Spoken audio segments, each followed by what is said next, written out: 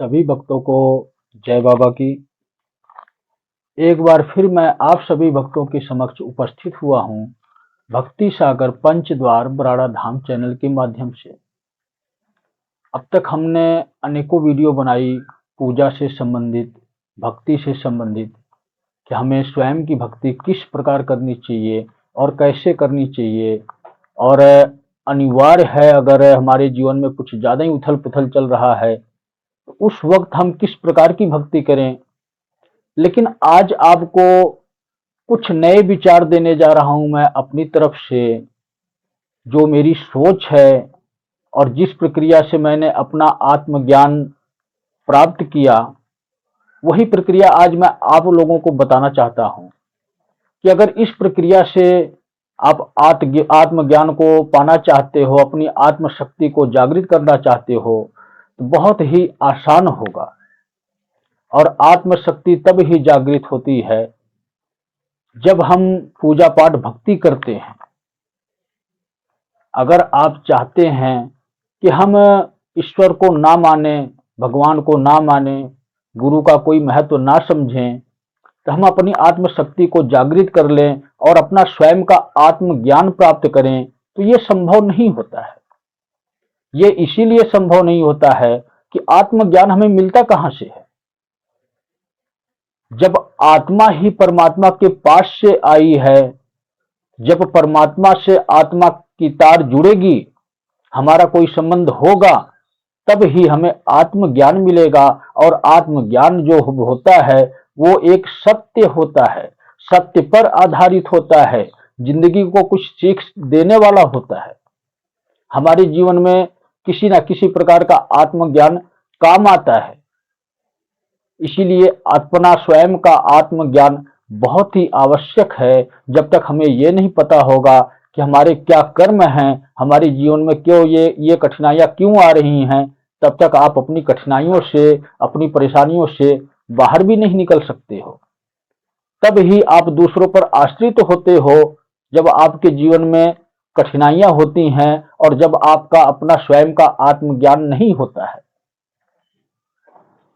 इंसान के जीवन में सबसे ज्यादा आवश्यक होता है अपना स्वयं का आत्मज्ञान प्राप्त करना, और आत्मज्ञान सिर्फ और सिर्फ भक्ति के माध्यम से ही प्राप्त किया जा सकता है। भक्ति अनेकों तरीके से की जाती है, जिस प्रकार का समय मिलता है वो उसी प्रकार से भक्ति करता है। ये अनिवार्य नहीं होता कि हम प्रतिदिन आधा घंटा, एक घंटा परमात्मा के सिमरन में लगाएं।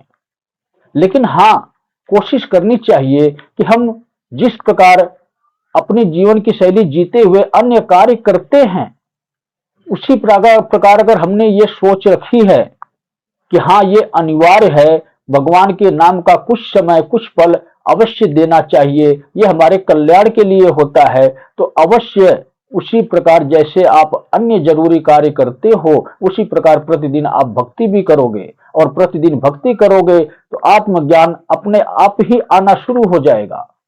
लेकिन इसी की हम आपको एक छोटी सी प्रक्रिया, छोटी सी कड़ी आपको समझाना चाहते हैं कि आत्मज्ञान जल्दी हमें प्राप्त हो और तीव्रता से हम उस परमात्मा की शक्ति से जुड़ सके।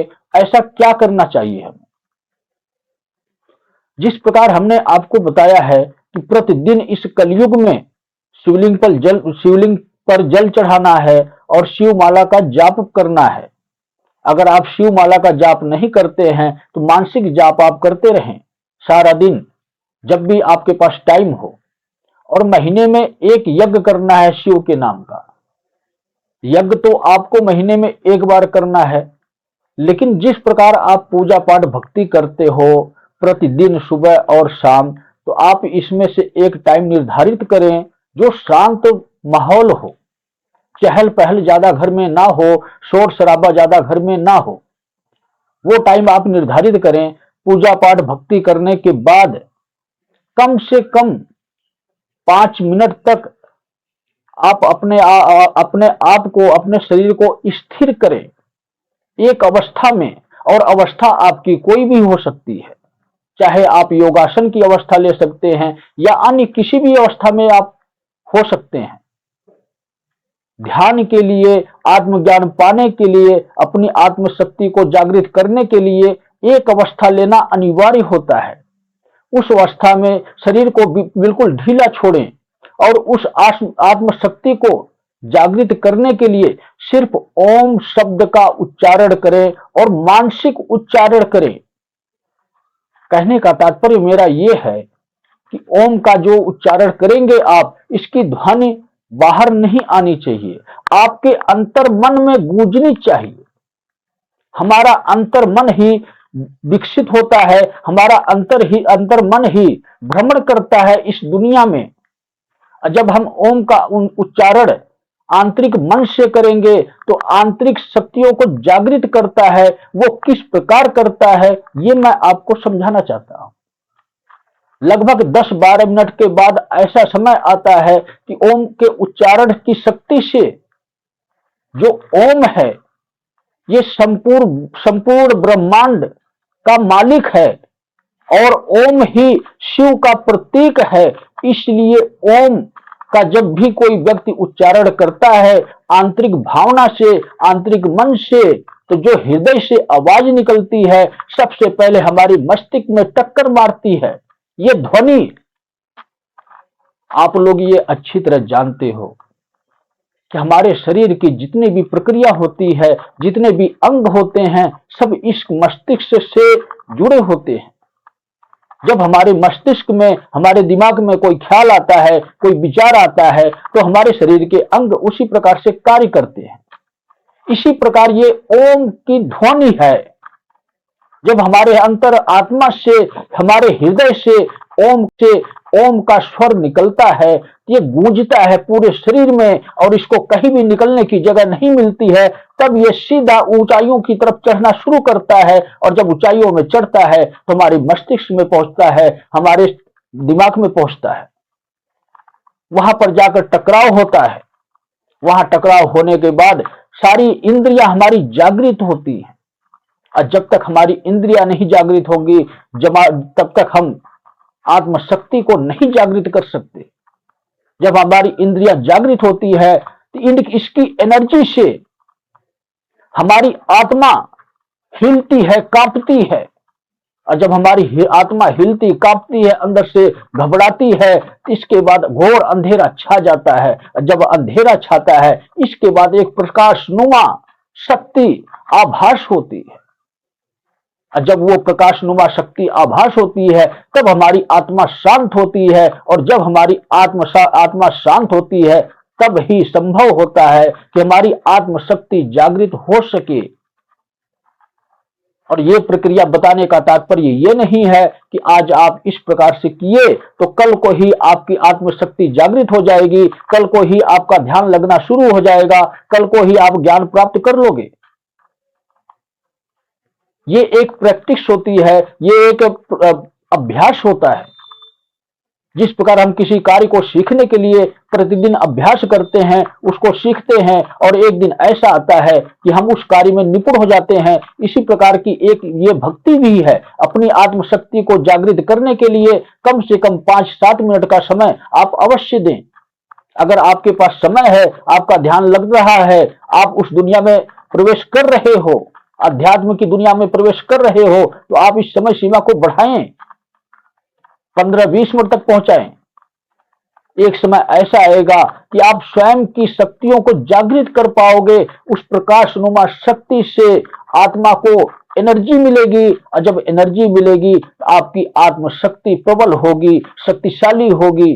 और जब आत्मशक्ति प्रबल होती है, शक्तिशाली होती है, तो जिस भी अपने इष्ट देव का हम ध्यान करते हैं उसकी एनर्जी के द्वारा हम अपने आत्मज्ञान को प्राप्त कर सकते हैं।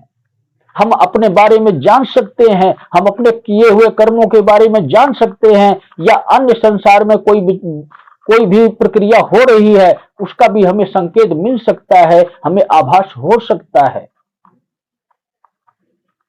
अगर कोई भी व्यक्ति स्वयं की भक्ति करता है तो ये अनिवार्य है उसके लिए कि वो अपनी आत्मशक्ति को जागृत करने की कोशिश करे। हो सकता है कुछ समय बाद उसकी आत्मशक्ति जागृत हो जाए और उसकी सारी समस्याओं का समाधान उसको स्वयं मिल जाए। आपको अपनी समस्याओं के समाधान के लिए बाहर की दुनिया में भटकने की आवश्यकता नहीं है। और ये शिव भक्ति का मार्ग एक ऐसा मार्ग है जिस मार्ग पर चलकर आप स्वयं की शक्तियों को जागृत कर सकते हो, अपनी स्वयं की आत्म शक्ति को, जो परमात्मा की शक्तियों के द्वारा चलती है, परमात्मा की शक्तियों के द्वारा ही कार्य करती है। यही छोटी सी प्रक्रिया है अपनी आत्मशक्ति को जागृत करने का। और आज समय बदल रहा है, युग परिवर्तन चल रहा है और आने वाला शिव युग इसी प्रकार की आत्मशक्तियों से हर एक प्राणी जागृत होगा। जो शेष बचेंगे इस पृथ्वी पर, कोई तंत्र मंत्र या कोई जादू टोना, ये सब प्रक्रिया नष्ट हो चुकी होगी। सिर्फ और सिर्फ अपनी स्वयं की भक्ति और स्वयं की शक्ति ही कार्य करेगी। आने वाली दुनिया इस प्रकार की होगी। तो आप लोगों की क्या इच्छा है? आप अपनी स्वयं की शक्तियों को जागृत करके अपने स्वयं दुखों का निवारण कर सकते हो। क्या आप करना चाहते हो? क्या आप इस दुनिया में शामिल होना चाहते हो? नया युग, शिव युग जो आने वाला है, उन नियमों का पालन करना चाहते हो? अगर आप तैयार हैं तो मैं भी गुरु स्वरूप में आपके समक्ष हूं और मेरे श्रेष्ठ गुरु श्री त्रिलोक भारती जी, वो भी आपको अपना बनाने के लिए तैयार बैठे हैं। इंतजार आपका है कि आप कब श्री त्रिलोक भारती जी की शरण में आओगे और कब मेरे मार्गदर्शन से उस शिव को प्राप्त करोगे। तो सभी भक्तों को जय बाबा की।